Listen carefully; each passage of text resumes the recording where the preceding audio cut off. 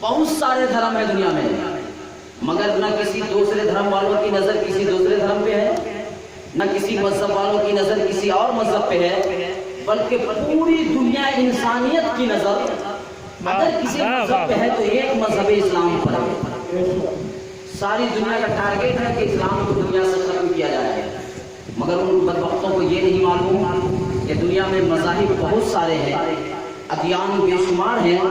مگر آج تک کسی مذہب کی ذمہ داری اس رب اکبر نے نہیں لی ہے جس نے اتنے بڑے آسمان کو بغیر پلر کے کھڑا کر رکھا ہے۔ وہ رب اکبر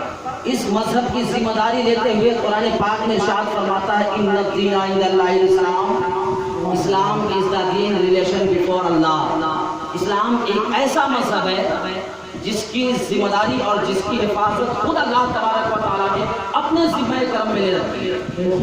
اور الحمدللہ جس مذہب کی ذمہ داری رب قدیر اپنے ذمہ کرم میں لے لے، ساری دنیا ایک طرف ہو کر اگر اس مذہب کو مٹانا چاہے تو دنیا تو مٹ سکتی ہے مگر اسلام نہیں مٹ سکتا۔ اور یہ مذہب وہ مذہب ہے جس مذہب کی ذمہ داری جہاں رب قدیر نے لی ہے، وہی اس مذہب کو لہلانے کے لیے، اس مذہب کے شیفتہ پھول کو کھلانے کے لیے اسی اسلامک سال کی آخری مہینے کی 10 تاریخ کو سیدنا اسماعیل ذبیح اللہ علیہ نبی علیہ الصلوۃ والتسلیم نے جو قربانی پیش کی ہے، اور اسی اسلامک سال کے پہلے مہینے کی 10 تاریخ کو کربلا کے تپتے ہوئے صحرا پر خاندان نبوت نے جو قربانی پیش کی ہے، دنیا اس کی مثال پیش کرنے سے کل بھی قاصر تھی، آج بھی قاصر ہے، اور قیامت تک دنیا اس کی مثال نہیں پیش کر سکتی۔ اسلام قربانی چاہتا ہے، اسلام ایثار چاہتا ہے، اسلام محبت چاہتا ہے، اسلام بھائی چارگی چاہتا ہے۔ آج دنیا نعرہ لگا رہی ہے کہ اسلام آتنک پھیلاتا ہے،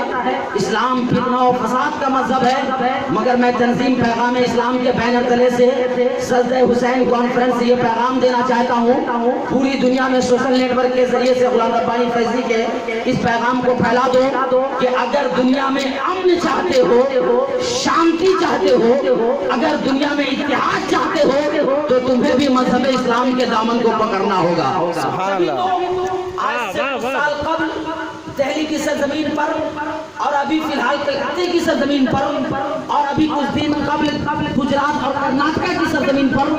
جب بڑے بڑے فتنے اور فساد ہوئے ہیں تو ساری دنیا نے یہ کمنٹس کیا تھا کہ اگر اس ملک سے، اس دنیا سے آتنک اور لڑائی اور جھگڑے کو ختم کرنا چاہتے ہو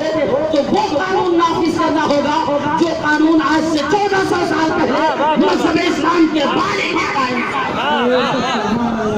آپ کو اور بتا دوں، سنیے،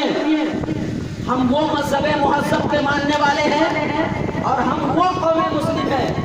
کہ اس مسلمان کی جوتی اگر کسی غیر قوم کو مل جاتی تھی تو وہ اپنے سر کا تاج بنا کر فخر کیا کرتی تھی، وہ قوم کہ مسلمان کی جوتی میرے سر کا تاج بنا ہوا ہے۔ میرے قوم کے جیالے مسلمانوں، آج ذرا سا اپنی ضمیر کو آپ جھجھوڑیے گا، ابھی میں تقریر کی طرف آیا نہیں ہوں،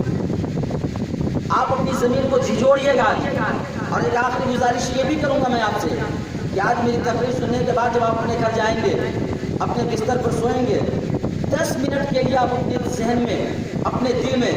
اس سجدہ حسین کو دوبارہ سجائیں گے، اور میری باتیں مجھ سے پیشتر حضرت علامہ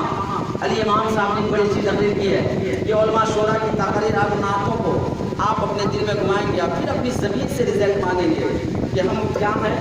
اور ہمیں کیا ہونا چاہیے، ہم کیا کر رہے ہیں اور ہمیں کیا کرنا چاہیے۔ اگر ابھی میں رونے پہ اتر جاؤں، اتنے نعرے لگیں گے تو میں کیا آپ کو نہیں برداشت کر سکو گے، مگر میں اب نہیں سمجھتا ہوں کہ ہمارے جلسوں کو نعرے کی ضرورت ہے یا ہماری قوم کو نعروں کی ضرورت ہے۔ نعرہ کم لگاؤ،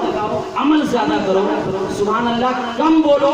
مگر اس کی صداقت اور اس کی حقانیت کی بنیاد پر اس پر عمل زیادہ کرو۔ انشاءاللہ دنیا میں رہو گے تو دنیا کامیاب ہوگی، قبر میں جاؤ گے تو قبر کامیاب ہوگی، آخرت کی منزل پہ جاؤ گے تو وہاں بھی کامیاب ہوگی۔ دل پہ ہاتھ رکھ کر دل کی دنیا سے سنیے تھوڑی دیر۔